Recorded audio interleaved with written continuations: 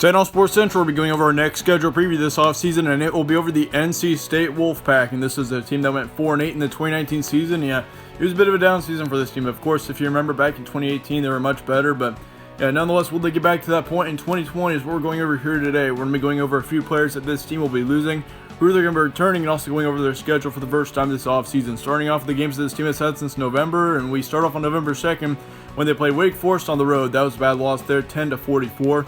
They also had a bad loss to Clemson, but of course we all know how good Clemson was last season. They lost that one 10-55. They also had a loss to Louisville. Of course, Louisville at that point in the season was very improved compared to how they were at the beginning of the season. They lost that one by a couple of touchdowns, 20-34. They also lost to Georgia Tech on the road on the 21st, 26-28. That certainly should have been a game that NC State should have won. Of course, Georgia Tech last season was really a pretty terrible team. But yes, nonetheless, they also lost to North Carolina to finish out the regular season, 10-41. So yeah, this November was absolutely horrendous for NC State. Of course, they went 0-5, and 3 of their 5 games in here were major blowouts.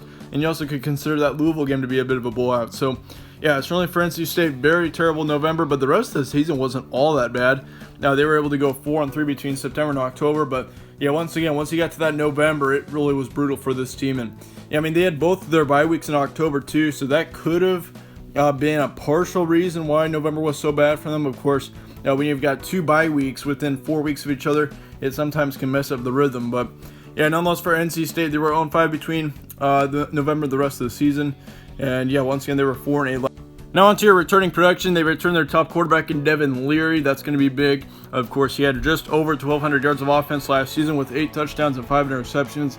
And he split time last season with Matt McKay. Matt McKay was the second quarterback on this team. He had 910 yards with 3 touchdowns and 1 interception. And he's actually transferring away. He had his starting position taken away from him last season. So yeah, Devin Leary, it looks like he's going to be the starting quarterback moving forward for this NC State team moving into 2020.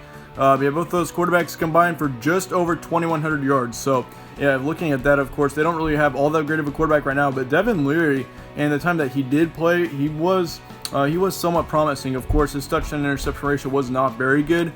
He had a 1.5 to 1 touchdown interception ratio with 8-5. So yeah, of course, Devin Leary, I think he's got a lot of potential, but he's got to lower his interception rate. I mean, just early on, you can kind of tell that he's going to be one of those quarterbacks that could throw a decent amount of interceptions. So yeah, if he could lower that, I certainly think Devin Leary could be one of their better quarterbacks in the division.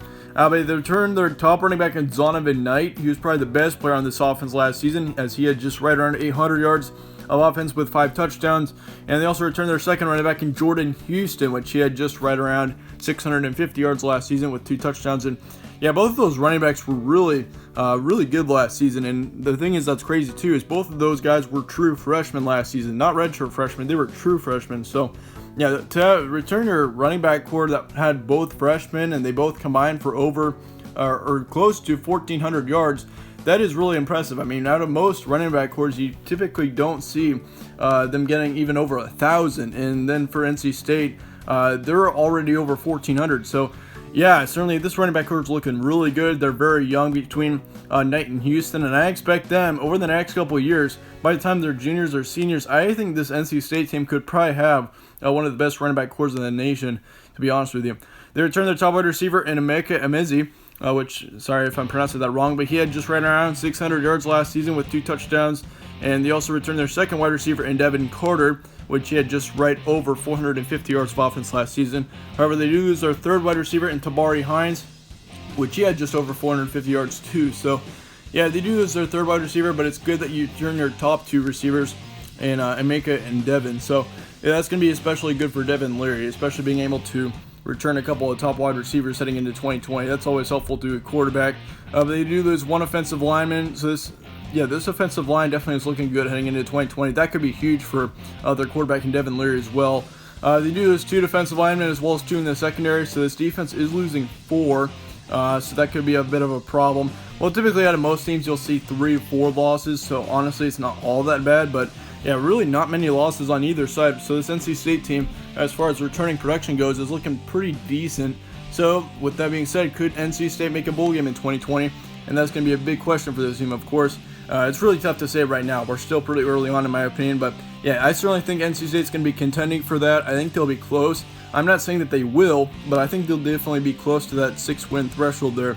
Moving into your schedule for NC State, you start off the season on the road, and I believe that's on a Thursday as well, September 3rd against Louisville. That will be a tough game to certainly start off the season. I mean, Louisville's a team that I do expect to be one of the better teams in the ACC next season. I mean, I could see this team making 9 to 10 wins next year.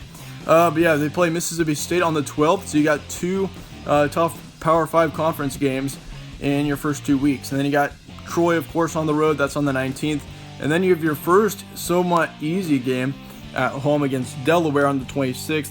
Then you got Florida State on the 3rd of October, followed by Duke, Clemson, Wake Forest. Then in November, you got Boston College, Syracuse, Liberty, and North Carolina. And here's what I'm expecting. I'll give you 2 guaranteed wins for this team right now. I see you beat Delaware and Liberty. Both of those are going to be home games.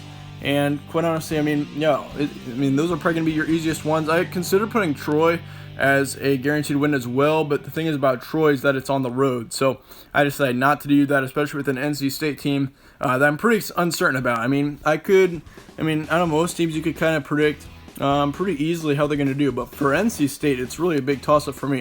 I mean, I could see this team, if their quarterback situation is pretty bad, I could see this team going 4-8 next season once again. But then again, if their quarterback situation is great and Zonovan Knight and Jordan Houston absolutely smoke it, I do expect this team, they would definitely make a run at 8 wins. So, yeah, this NC State team could go all over the place, but your record estimation will be 5-7 to 6-6. I think they'll be really close to that bowl thresholds there. I expect it to be within 1 win, so they'll either be one of the last ones in or one of the first ones out. And, of course, that's a kind of a tough position to be in. We see that out of most teams like NC State, but nonetheless, let me know your thoughts on NC State in the comments below. Let me know whether you think they'll make a bowl game or not. Also, let me know your record predictions in the comments below. But yeah, thanks all for watching once again. Stay tuned for more from All Sports Central. If you enjoyed this schedule preview, be sure to slap a like on it and subscribe as well. It really helps out the channel, and I'd really appreciate that. Yeah, thank you all for watching once again. Stay tuned for more. I will see you all later.